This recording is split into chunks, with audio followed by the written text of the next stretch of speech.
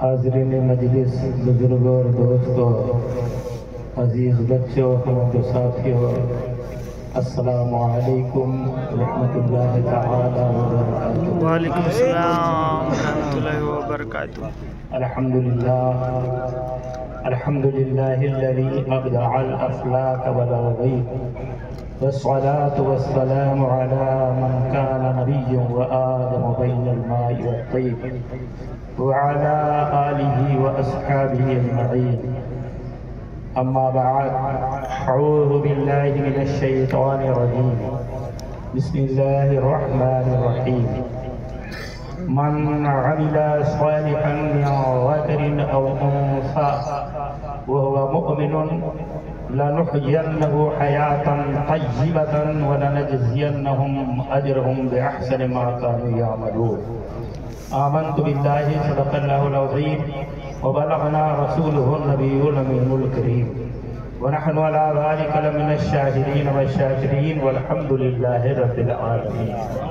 محترم سامعین، خلوص دل کے ساتھ اپنے آقا کریم صلی اللہ علیہ وسلم کی بارگاہ ناز میں ہم سب ایک بار مل کر جھوم کر درود پاک کا نذرانِ عقیدت پیش کریں اور پڑھیں اللہم صل علی سیدنا و شفیعنا نبینا حبیبنا مولانا محمد بارک وسلم صلو علیہ صلاۃ و سلام علیک سیدی یا رسول اللہ، صلاۃ و سلام علیک سیدی یا حبیب اللہ۔ اسی راہ بر پہ درود ہے، اسی تاج بر پہ سلام ہے، اسی راہ بر پہ درود ہے، اسی تاج بر پہ سلام ہے، جو کبھی امیر سپاہ ہے تو کبھی مجاہد عام ہے، کبھی بوریے پہ قیام ہے، کبھی انبیاء کا امام ہے، کبھی بوریے پہ قیام ہے، کبھی انبیاء کا امام ہے، کوئی آج تک نہ سمجھ سکا جو میرے نبی کا مقام ہے، کوئی آج تک نہ سمجھ سکا جو میرے نبی کا مقام ہے۔ کبھی فاقہ کش، کبھی میزباں، کبھی سر پہ تاج شہنشہی، کبھی فاقہ کش، کبھی میزباں، کبھی سر پہ تاج شہنشہی، کبھی سب شکن، کبھی بت شکن، کبھی درد مند عوام ہے، کبھی سب شکن، کبھی بت شکن، کبھی درد مند عوام ہے، اور کبھی کہہ دیا کہ انا بشر، کبھی کہہ دیا کہ انا بشر، اور کبھی آسماں پہ ہے جلوگر، کبھی کہہ دیا کہ انا بشر اور کبھی آسماں پہ ہے جلوگر، کوئی اس کے بارے میں کیا کہے کہ وہ خاص ہے کہ وہ عام ہے، کوئی اس کے بارے میں کیا کہے کہ وہ خاص ہے کہ وہ عام ہے۔ اور کسی نے کہا ہے نماز باقی ہے اب بھی اذان باقی ہے، نماز باقی ہے اب بھی اذان باقی ہے، انہی کے دم سے شریعت میں جان باقی ہے، نماز باقی ہے اب بھی اذان باقی ہے، انہی کے در سے شریعت میں جان باقی ہے، اور ادھر نہ تیر نہ خنجر کمان باقی ہے، ادھر نہ تیر نہ خنجر کمان باقی ہے، ادھر ہر ایک دہن میں زبان باقی ہے، ادھر ہر ایک دہن میں زبان باقی ہے۔ اور عجیب جنگ ہے یہ جنگ کربلا جس میں، عجیب جنگ ہے یہ جنگ کربلا جس میں ہوا جو قتل وہی خاندان باقی ہے، عجیب جنگ ہے، عجیب جنگ ہے، عجیب جنگ ہے یہ جنگ کربلا جس میں ہوا جو قتل وہی خاندان باقی ہے، ادھر نہ تیر نہ خنجر کمان باقی ہے، ادھر ہر ایک دہن میں زبان باقی ہے۔ نعرہ تکبیر، شہادت کربلا،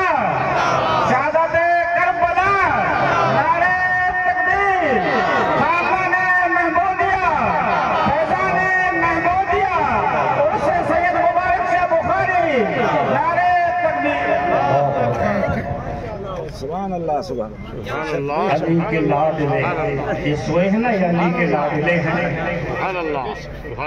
ان پر اللہ کی ہزاروں کروڑوں رحمتیں ہوں۔ آج انہی کی روحانیت کی برکت ہم کو کھینچ کر لائی ہے کہ اللہ والوں کی عقیدت بلانے کی ضرورت نہیں ہے، خود ہی لوگ کھنچے ہوئے چلے آتے ہیں۔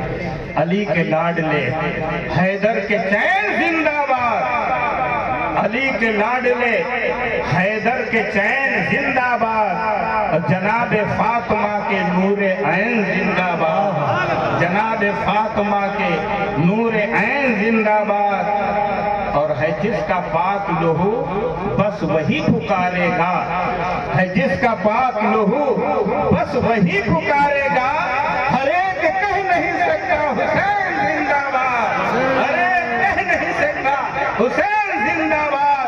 علی کے لاڈلے حیدر کے چین زندہ باد، جناب فاطمہ کے نور عین زندہ باد، ہے جس کا پاک لہو بس وہی پکارے گا، ہر ایک کہہ نہیں سکتا حسین زندہ باد۔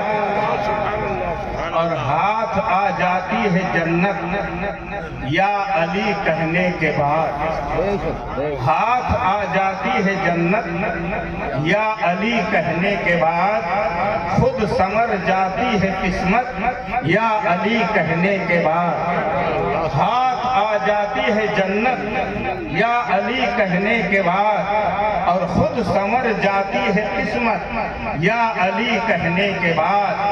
اور ایک دیوانہ علی کا 100 پہ بھاری کیوں نہ ہو، ایک دیوانہ علی کا 100 پہ بھاری کیوں نہ ہو، ارے 100 گنا بڑھتی ہے طاقت یا علی کہنے کے بعد، ایک دیوانہ علی کا 100 پہ بھاری کیوں نہ ہو، 100 گنا بڑھتی ہے طاقت یا علی، یا علی، یا علی کہنے کے بعد، 100 گنا کرتی ہے طاقت یا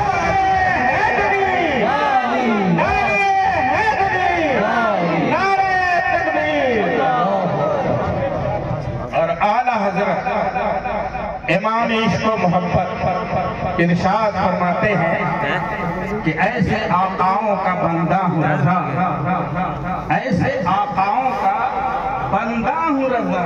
میرے اعلیٰ حضرت فرماتے ہیں کہ ایسے آقاؤں کا بندہ ہوں رضا، بول بالے میرے سرکاروں کے، بول بالے میرے سرکاروں کے، قادریم نعرے یا غوث اعظم بھی ظلم، دمز شیخ احمد رضا خان قطب عالم بھی ظلم۔ حضرات، یہ پاکیزہ بزم عقیدت اور محبت جس میں حراب آج اکٹھا ہیں، تشریف لائے ہوئے ہیں، بڑے خوش نصیب ہیں۔ اللہ تبارک و تعالیٰ نے ایسے عظیم بزرگ کے دامن کرم کے سائے میں آج ہم سب کو اکٹھا کیا۔ مجھ سے قبل اسی خانوادے کے ایک عظیم مشہور شخصیت سید مقبول شاہ صاحب قبلہ بڑے پیارے اچھے انداز میں نیک لوگوں کی صحبت کے اثر کے تعلق سے مختصر مگر بڑی جامع تقریر آپ نے فرمائی، اور ہم سب کے لیے ایک لمحہ عبرت ہے کہ اللہ والوں کے ہاتھ کی لاج کیسے رب رکھتا ہے کہ ایک شرابی کے ہاتھ پہ پھر جائے تو وہ ولی ہو جاتا ہے۔ تو یہ اللہ والوں کی نظریں جس پر ہو جاتی ہیں، ان کی مقدر کا ستارہ چمک جایا کرتا ہے۔ اس لیے اس پاک بزم عقیدت میں آپ ہم سب آئے ہیں، بڑے خوش نصیب ہیں، سبحان اللہ، بڑے خوش نصیب ہو میرے عزیز، میرے مشفق پرانے دیرینہ کرم فرما حضور قبلہ سید مبارک شاہ صاحب قبلہ، سارا علاقہ جانتا ہے، آپ کے فیض سے سارا علاقہ معمور ہے۔ آپ کی جوانی بچپنا زندگی کے ہر لمحات گوشے آپ لوگوں کے سامنے ہیں. حضرت قبلہ کا فیض اس علاقے پر کس طرح رہا، کیسے کیسے معاملات آپ نے کیسے چٹکیوں میں حل کیا، لوگوں کے لیے خود گھاٹا اٹھایا، مریدوں پر بوجھ نہیں پڑنے دیا. آج ان کی شفقت، ان کی محبت ہم اور آپ کو یہاں کھینچ کر لائی ہے. میں جب بھی اس علاقے سے گزرتا تھا، روڈ سے گزرتا تھا، لیکن میرا دل کبھی یہ گوارا نہیں کرتا کہ میں سیدھے نکل جاؤں. میں گاڑی موڑتا تھا اور قبلہ کے بارگاہ میں حاضری دے کر پھر ہی آگے بڑھتا تھا. آج وہ بظاہر ہمارے نظروں کے سامنے نہیں ہے، لیکن ان کا روحانی جلوہ ہم دیکھ رہے ہیں. آج اپنے روحانی جلووں کے ساتھ ضرور وہ ہم پر موجود ہیں اور ان کی روحانیت کا سایہ ہمارے سروں کے اوپر ہے. ماشاءاللہ آج انہی کے شہزادے حضرت قبلہ سید مہر علی شاہ صاحب قبلہ جو آپ کے درگاہ کے سجادہ نشین ہیں اور آپ کے اس سلوک اور طریقت کے راستے کو آگے بڑھانے کے لیے آپ لوگوں کے درمیان ہیں. آپ حضرات کندھے سے کندھا ملا کر ان کا ساتھ دیں انشاءاللہ تبارک و تعالی. کسی نے کہا مچھلی کے بچے کو تیرنا نہیں سکھایا جاتا ہے، اللہ والوں کے شہزادے خود ہی جب وقت آتا ہے تو اسی انداز میں ڈھل جاتے ہیں. آج جب ہم سید مہر علی شاہ صاحب کا چہرہ دیکھتا ہوں تو بالکل مجھے پیر مبارک شاہ کی شکل ہماری نگاہوں میں گھومنے لگتی ہے. ایسا لگتا ہے کہ جیسے سید مبارک شاہ صاحب قبلہ ہمارے آنکھوں کے سامنے آ گئے ہیں. رب تبارک و تعالیٰ نے ان کے روی انور کو بظاہر تو ہم سے روپوش کر دیا، لیکن انہی کا ہم شکل ان کے شہزادے کو اپنا جانشین بنا کر ہم لوگوں کے درمیان میں بھیج دیا ہے. اس لیے ان کے روحانیت کا فیض حاصل کرنا چاہتے ہیں تو ان کے ہاتھوں کو مضبوط کریں اور ان کی غلامی میں، ان کی صحبت میں چلے. انشاءاللہ تبارک و تعالی ہم لوگوں کا اللہ بیڑا پار کرتے ہیں. سمجھ گئی؟ اعلیٰ حضرت امام عشق و محبت سرکار امام احمد رضا فاضل بریلوی علیہ رحمت و رضوان نے جب میرے آقا کی شان میں، اہل بیت کی شان میں، پنجتن پاک کی شان میں اچھے اچھے منقبت کے اشعار لکھنا شروع کیے تو نان پارا کا نواب آیا نوٹوں کی گڈی لے کر اور کہنے لگا کہ اعلیٰ حضرت میری شان میں چند منقبت کے شعر لکھ دیں، میں نوٹوں کے ڈھیر آپ کے قدموں میں لگا دوں گا. اعلیٰ حضرت امام عشق و محبت کیا فرماتے ہیں؟ غور سے سنو. اعلیٰ حضرت فرماتے ہیں کروں مدح اہل دوبل رضا، پڑے اس بلا میں میری بلا. اعلیٰ حضرت فرماتے ہیں کہ میں دولت مندوں کی تعریف کروں، ارے اس بلا میں میری بلا پڑے. میں یہ نہیں پسند کرتا کہ کسی مالدار، کسی نواب کو دولت کی بنیاد پر اس کی تعریف کی جائے. کروں مدح اہل دوبل رضا، پڑے اس بلا میں میری بلا. میں گدا ہوں اپنے کریم کا. اعلیٰ حضرت فرماتے ہیں میں گدا ہوں اپنے کریم کا، میرا دین پارے نہ نہیں. میں اپنے کریم کا گدا ہوں، میں نبی کا دیوانہ ہوں، آل نبی کا دیوانہ ہوں، نبی سے نسبت رکھنے والوں کا دیوانہ ہوں. میری زبان، میری قلم جو چلے گی تو وہ نبی صلی اللہ علیہ وسلم کی محبت میں چلے گی، ان کے شہزادوں کی محبت میں چلے گی. اسی لیے اعلیٰ حضرت فرماتے ہیں ایسے آقاؤں کا بندہ ہوں رضا، ایسے آقاؤں کا بندہ ہوں رضا، بول والے میری سرکاروں کے. ایسے آقاؤں کا بندہ ہوں رضا، بول والے میری سرکاروں کے. آپ فرماتے کروں مدح اہل دوبل رضا، پڑے اس بلا میں میری بلا. میں گدا ہوں اپنے کریم کا. میرا دین پارے نان ہے. پارے نان مانے روٹی کا ٹکڑا نہیں. اب یہ نان پارا کا الٹا بھی ہو گیا. پارے نان نان پارا کا الٹا. تعریف کے بجائے ہج ہو گئی سے صنعت قلب کہتے ہیں. صنعت قلب کہتے ہیں کہ لفظ کو پلٹ دیا جائے اور سیدھا بھی معنی نکل آئے الٹا بھی معنی نکل آئے. تو سیدھا معنی نان پارا اور اس کو الٹا پارے نان. ہجو بھی ہو گئی اور مطلب ہی نکل آیا کہ میرا دین روٹی کا ٹکڑا نہیں ہے. یہ اعلیٰ حضرت کا کمال ہے. آپ کا ہر شعر عشق رسول میں ڈوبا ہوا ہے. لوگوں نے شاعری کی ہے, اعلیٰ حضرت نے شاعری میں عبادت کی ہے. اس لیے ان کا ہم پلہ کوئی ہو نہیں سکتا. اسی لیے میں کہتا قادری علم نعرہ یا غوث اعظم کی ظلم دمزر شیخ احمد رضا خان قطب عالم کی ظلم. اور میرے دوست جو باہر گھر رہے ہیں ان سے میں گزارش کروں گا آ جاؤ. علی کے لالوں کی محفل سجی ہوئی ہے نا. تو ان سے دور رہو گے تو قیامت میں بھی تم دور رہو گے. کسی نے کہا جو شخص محفل حیدر میں آ نہیں سکتا, جو شخص محفل حیدر میں آ نہیں سکتا, علی کے نام کا نعرہ لگا نہیں سکتا. علی کے لال اجازت نہ دیں گے محشر میں. علی کے لال اجازت نہ دیں گے محشر میں تو کسی کا باپ بھی جنت میں جا نہیں ہے. علی کے لال اجازت نہ دیں گے محشر میں. نعرہ رسالت, نعرہ حیدری, نعرہ حیدری, نعرہ حیدری, نعرہ رسالت. بہت میں گزارش کروں گا ان سبھی حضرات سے جو اس عرس مبارک میں آئے ہوئے اور ماشاءاللہ ویسے دیوانوں کی بھیڑ پورا پنڈال بھر گیا ہے. ہمارے پیر سید مہر شاہ صاحب قبلہ کی یہ محنت ہے, یہ کوشش ہے جو آج ہمارے نگاہوں کے سامنے یہ دیوانوں کا جم غفیر نظر آ رہا ہے. میرے دوستو اس پاک محفل میں آئے ہوئے جلسے آپ نے بہت سنے ہوئے ہے نا, لیکن کیا وجہ ہے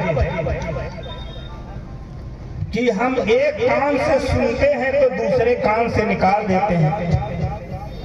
کچھ لوگ عرس میں شریک ہوئے, جب واپس جا رہے تھے لوگوں نے پوچھا کیسا رہا پروگرام کا. بہت اچھا رہا. تقریر کیسی رہی؟ بہت اچھی رہی. تو کہا اچھا کیا سنا ہے کچھ بتاؤ. کہا یار یہ کچھ نہیں ہے. کہا پھر سنا کیوں؟ کہا کان دو اس لیے رب نے بنائے ہیں کہ ایک سے سنو دوسرے سے نکال دو. تو کیا ہمارے کان اسی لیے بنے ہیں ایک کان سے سنے دوسرے سے نکال دیں؟ سنیں اس پر عمل کا جذبہ پیدا کریں. ہمارے دل گناہوں پہ شرمندہ کیوں نہیں ہو رہے ہیں؟ ہمارے دلوں کے اندر نیکیوں کا جذبہ کیوں نہیں پیدا ہو رہا ہے؟ وجہ ہے ہم رات دن تقریریں سنتے ہیں لیکن ہمارا دل خوف الہی سے کیوں نہیں کانپ رہا ہے؟ یاد رکھو اللہ والے ایسے نہیں ہوئے ہیں عطار ہوں, رومی ہوں, راضی ہوں, غزالی ہوں. عطار ہو, رومی ہو, راضی ہو, غزالی ہو, کچھ ہاتھ نہیں آیا بن آہے سحرگاہی. بن آہے سحرگاہی کا مطلب ہے پچھلی رات کو اٹھ کر سر کو سجدے میں رکھ کر اپنے گناہوں کو یاد کر کے اپنے مولا کے آگے پھوٹ پھوٹ کر اتنا روئے کہ آنسوں سے زمین بھیگ جائے. ہمارے دل کو یقین ہو جائے کہ میرے گناہ کو میرے مولا کریم نے معاف کر دیا. اسے آہے سحرگاہی کہتے ہیں. جتنے بھی بڑے بڑے قطب اور ابدال ہوئے ہیں سب نے آہے سحرگاہی کی ہے, راتوں رات روئے ہیں. اتنا ہی نہیں, بابا فرید گنج شکر 12 سال آپ نے جنگلوں میں درخت کے پتے کھائے, گھاس چرائی, عبادت کیا. لیکن جب خواجہ قطب الدین بختیار کاکی دربار میں پہنچے مرید ہونے کے لیے تو خواجہ قطب نے آپ کے دل پر نظر ڈالی تو فرمایا کہ ابھی بھی آپ کے نفس کے اندر کچھ رمق باقی ہے، اس لیے اے فرید اس نفس کو مارنے کے لیے تم نے 12 سال جنگل میں لکڑیاں کھا کر پتے چبا کر گزارے ہیں، سن لو، جاؤ ہمارے یہاں بغل میں کنواں ہے، عبادت معکوس کرو 12 سال۔ کیا عبادت معکوس سمجھتے ہو؟ الٹا لٹک کر عبادت کرنا۔ بابا فرید تیار ہو گئے، مرید ہو تو ایسا اور پیر ہو تو ایسا ہو کہ مرید کے دل کی باطنی کیفیت کو دیکھ کر اور اس کی اصلاح کے لیے جتنا سخت سے سخت پہرا بٹھانا ہو وہ پہرا بٹھا سکتا ہو، جتنی سخت سے سخت شرط لگانی ہو وہ لگا سکتا ہو۔ آپ نے فرمایا عبادت معکوس 12 سال کرو۔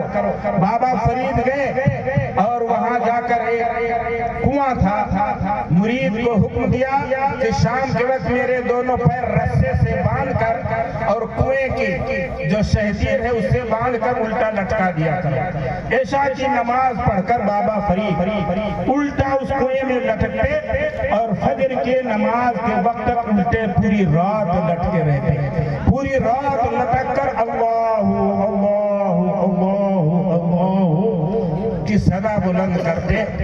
اتنا درد تھا ان کے اس صدا میں کہ چڑیاں، چیٹیاں، جانور سب اللہ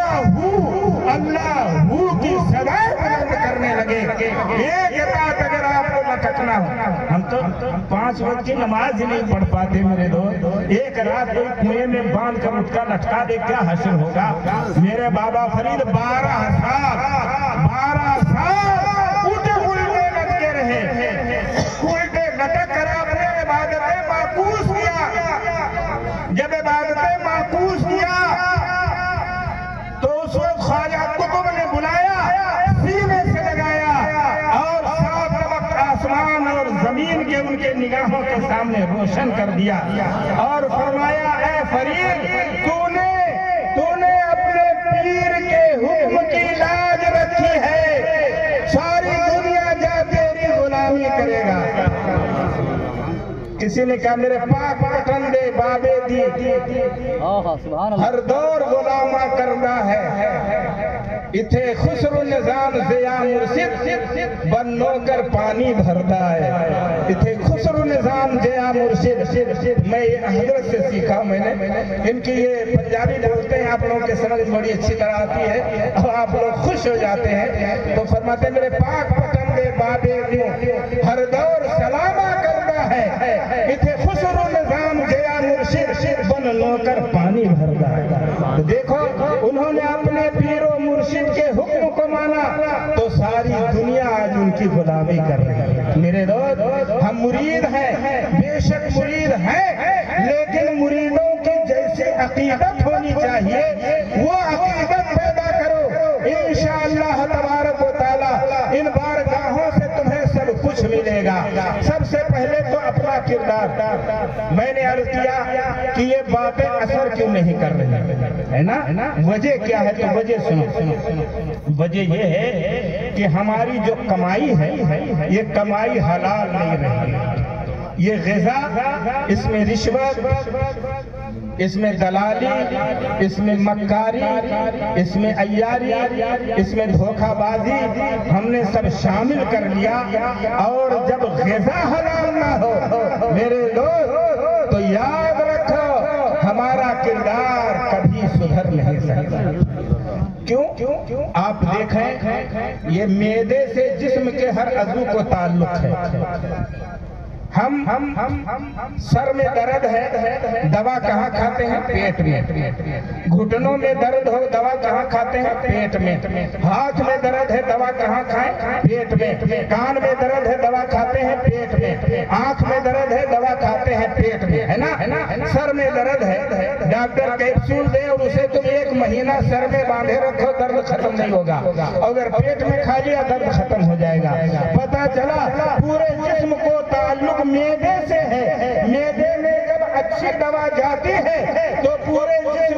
عضو کو سکون اور آرام ملتا ہے، اور اگر اسپائر دوا معدے میں چلی گئی تو پورا جسم سو جاتا ہے، آنکھ بھی سو جاتی ہے، منہ بھی، چہرہ بھی، ہاتھ پیر پر سب دانے نکل آتے ہیں، ری ایکشن ہو جاتا ہے، ہوتا ہے کہ نہیں؟ دوا تو معدے میں گئی تھی، پوری دوا، لیکن اس کا برا اثر جسم کے ہر عضو پر ہوا، کیونکہ معدے سے جسم کے ہر عضو کو تعلق ہے۔ اسی طرح جب معدے میں حلال غذا جاتی ہے، آنکھوں میں شرافت کا نور پیدا ہوتا ہے۔ جب معدے میں حلال غذا جاتی ہے، زبان ذکر الہی کی پابند ہوتی ہے۔ جب معدے میں حلال غذا جاتی ہے، ہاتھوں میں تسبیح کے دانے ہوتے ہیں۔ جب معدے میں حلال غذا جاتی ہے، یہ قدم مسجدوں کی طرف جاتے ہیں۔ جب معدے میں حلال غذا جاتی ہے، زبان پہ تلاوت کلام الہی کے نغمے ہوتے ہیں۔ جب معدے میں حلال غذا جاتی ہے تو یہ زبان ذکر الہی کی پابند ہوتی ہے، تلاوت الہی کی پابند ہوتی ہے، درود پاک کی پابند ہوتی ہے۔ جب معدے میں حلال غذا جاتی ہے تو نیک مجلسوں میں دل لگتا ہے۔ جب معدے میں حلال غذا جاتی ہے تو اللہ والوں کی محفلوں میں دل لگتا ہے۔ جب معدے میں حلال غذا جاتی ہے تو نیک لوگوں کی صحبتوں میں دل لگتا ہے۔ اور جب معدے میں